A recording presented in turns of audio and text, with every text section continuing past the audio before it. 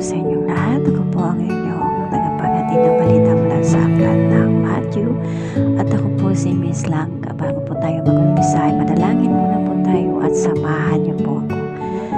Our Father who art in heaven, hallowed be thy name, thy kingdom come, thy will be done on earth as it is in heaven. Give us this day our daily bread and forgive us our trespasses as we forgive those who trespass against us, and lead us not into temptation, but deliver us from evil.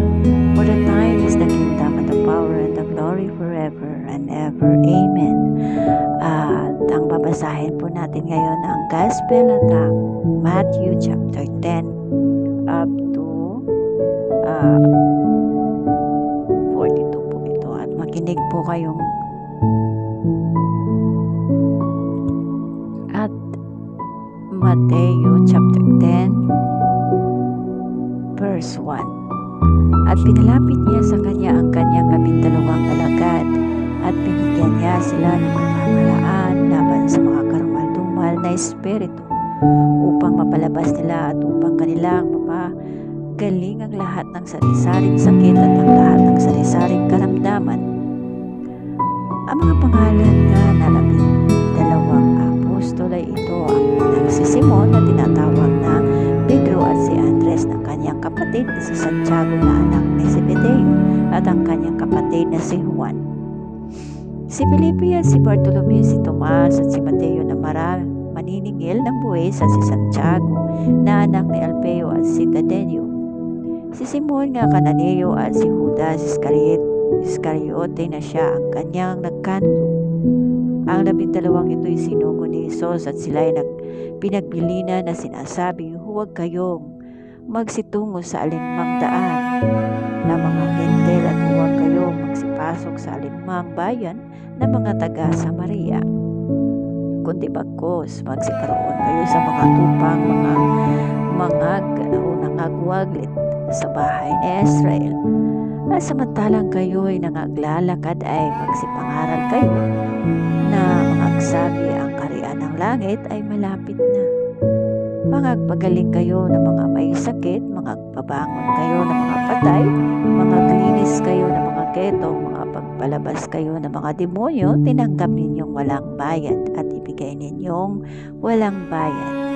Huwag kayong magbaon ng ginto kahit pila, kahit tanso sa inyong mga supot. Kahit supot ng pagkain sa paglalakad, kahit 2 tuneka, kahit mga panyapak o tungkod sapagkat ang manggagawa ay karapat-dapat sa kanyang pagkain. At sa alinmang bayan layo sa inyong masukin siya sa atin natin ninyo kung sino roon ang karapat-dapat at magsitahan kayo roon hanggang saan kayo'y magsialis. At pumasok ninyo sa bahay at ipasok ninyo sa bahay ang batiin ninyo ito. At kung karapat-dapat ang bahay ay lumuon ang inyong kapayapaan, datapwat kung hindi karapat-dapat ay mabalik sa inyo ang kapayapaan ninyo. At sino mang hindi tumanggap sa inyo ni duminig sa inyong mga pananalita, pag alis ninyo sa bahay o bayang yaon, ipagpag ninyo ang alabok ng inyong mga paa. Katotohanan sinasabi ko sa inyo, higit na mapagpapaumanhinan ang lupa ng Sodoma at ng Gomora na araw ng paghuhukom kay sa bayang yaon.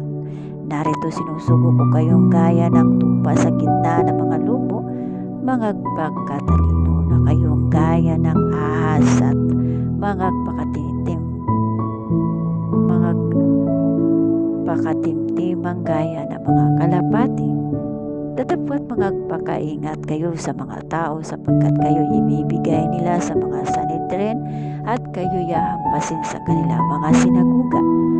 Oo, at kayo dadalhin sa harap ng mga gobernador at ang hari dahil sa akin sa pagpapatutuo sa kanila at sa mga gintil. Datapwat pagka kayo ibinigay nila, huwag ninyong ikabalisa kung paano o kung ano ang inyong sasabihin sapagkat sa oras na yaon ay ipagkakaloob sa inyo ang inyong sasabihin sapagkat hindi kayo ang magsasalita kundi ang Espiritu ng inyong ama ang sa inyo'y magsasalita.